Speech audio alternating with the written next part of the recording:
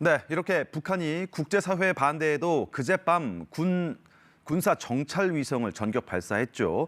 탄도미사일 기술을 활용한 발사인 만큼 이를 금지한 유엔의 안보리 결의를 위반한 것이기도 합니다. 전문가들은 북한의 위성 발사에 러시아가 도움을 줬을 가능성에 또 주목을 하고 있는데요. 이게 만약 사실이라면 한반도 주변 안보 상황에도 영향을 미칠 것으로 분석이 됩니다. 자, 오늘은 한국국방연구원 두진호 연구위원 연결해서 자세히 짚어보도록 하겠습니다. 네, 박사님, 먼저 북한과 러시아의 최근 관계부터 좀 살펴볼까요? 지난 9월이죠. 푸틴 러시아 대통령과 김정은 국무위원장의 정상회담 이후에 이 기술 협력에 대한 우려가 꾸준히 이어졌는데, 자, 지금 북한과 러시아가 밀착 관계를 보이고 있다, 이런 분석이 있습니다. 박사님 어떻게 보십니까? 네, 그렇습니다. 지난 9월 13일이죠. 푸틴 러시아 대통령과 김정은 국무위원장이 약 4년 5개월 만에 러시아의 보스토치니 우주기지에서 전격적으로 만났습니다.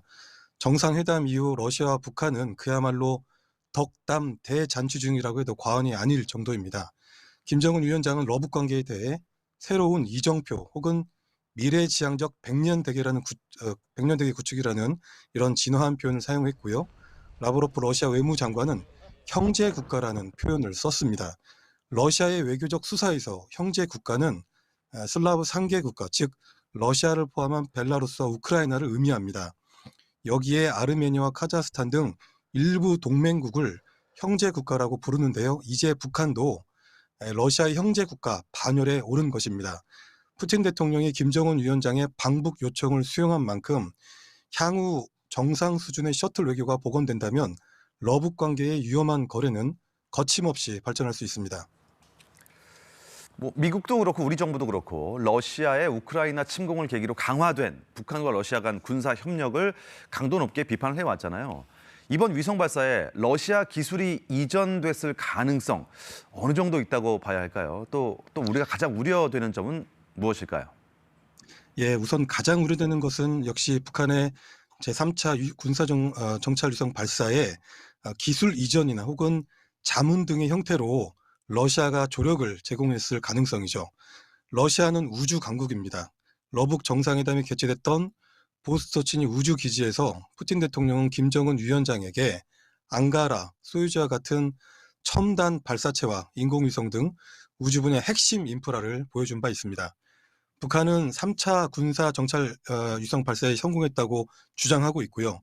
한미 당국도 북한의 정찰 위성이 정상 궤도권에 진입했다고 확인했습니다. 미국 등 서방은 북한의 정찰 위성 시험 발사와 관련해서 러시아의 기술 이전에 대해 신중한 입장을 보이고 있습니다만 정황적으로 러시아의 관여를 의심하고 있는 것이죠. 러시아는 형제 국가를 위해 군사 정찰을 시작으로 북한의 무기 현대화에 영향력을 행사할 가능성이 있습니다. 만약 북한이 첨단 군사 기술 등을 이전받게 된다면 김정은 위원장이 역점으로 추진하는 이른바 국방력 5대 발전 계획 실현도 그만큼 빨라질 수 있습니다. 러시아의 기술 지원을 등에 업고 북한이 핵 미사일 능력을 가속화한다면 한국은 물론 동맹국에도 위협이 될 수 있습니다. 그러니까 러시아가 우크라이나 침공 이후에 실제로 북한으로부터 상당수 재래식 무기와 탄약을 공급받은 것으로 알려졌는데, 그러니까 이게 러시아와 북한에 각각 어떤 실익이 있는 걸까요? 네, 말씀하신 대로 최근 미 백악관이 공개한 영상 정보에 따르면요. 북한 나진항에 6m 표준 규격의 해상 운송 컨테이너 약 300여 개가 적재된 모습이 식별된 바 있습니다.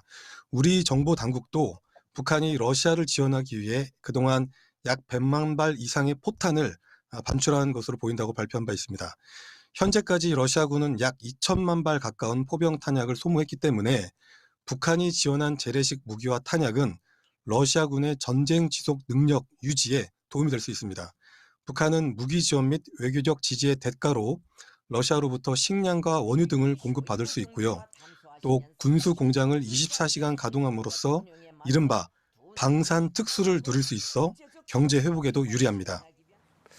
자, 우리로서는 북한과 러시아의 밀착뿐만 아니라 북한, 중국, 러시아 이렇게 삼각 공조 강화 또한 부담이 아닐 수가 없는데요. 지금 우리는 어떻게 대응을 하면 좋을까요? 네, 중국, 러시아 그리고 북한 이 삼각 공조가 군사 협력으로 발전하지 않도록 우리 정부의 기민한 대응이 필요합니다.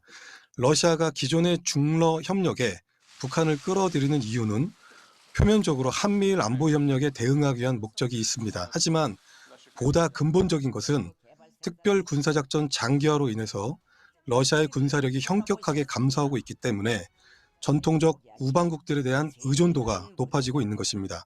이것이 바로 중러북 군사협력 가능성의 현실적인 근거라고 할 수 있습니다.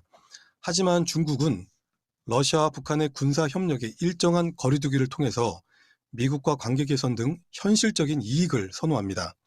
한반도 상황의 안정적 관리를 위해서 한중 관계의 실질적인 개선이 필요한 것이죠. 또한 북한이 현 상황에 전략적으로 편승해서 군사적 모험주의에 경도되지 않도록 한미연합 방위태세를 강화하고 한미일 안보협력은 물론 유엔사 회원국들과의 연대도 내실 있게 발전시켜 나갈 필요가 있습니다. 네, 두진호 박사님 오늘 말씀 잘 들었습니다. 고맙습니다.